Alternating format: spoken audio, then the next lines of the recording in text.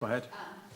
And thank you, Minister. And we support this amendment. We opposed the removal of affordable housing from Part 5 at the time, and we're delighted to see that this legislation is going to ensure that in every new development there will be a minimum 10% social and with a potential up to another 10% affordable housing.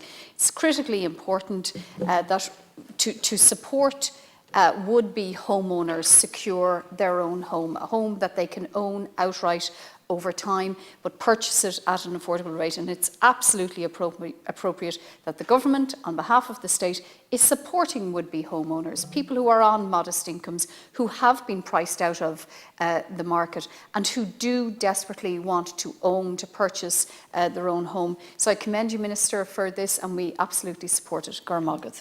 Thank you, Senator Fitzpatrick. Minister, do you want to come in on that?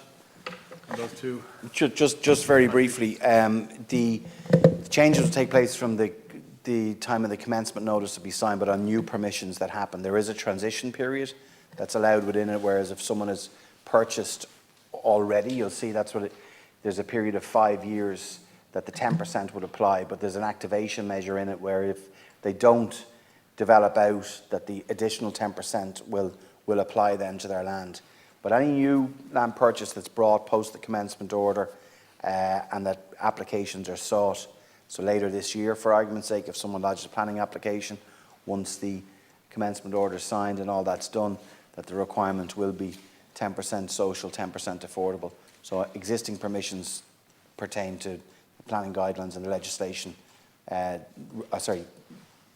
are granted on the basis of the legislation that was in place at that stage. So this change is obviously one that goes forward, but it will ensure that we will have affordable on top of the social units all across the country and anywhere in which this is developed. I think that's really important because we do also support, and I've been at pains to say it, absolutely support people in a very honest and just and noble aspiration that they have, which is to own their own home, and this will help. This is another measure on top of our shared equity, on top of our direct build affordable through the local authorities.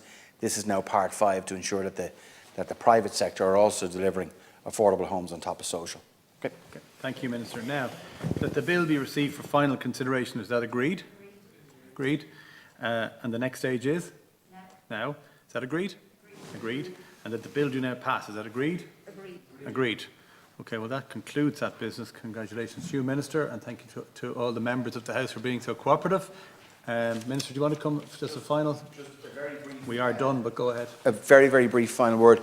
Just to thank all senators and indeed deputies in the Dáil as well. It's a very significant day that the Affordable Housing Bill has now passed the Oireachtas.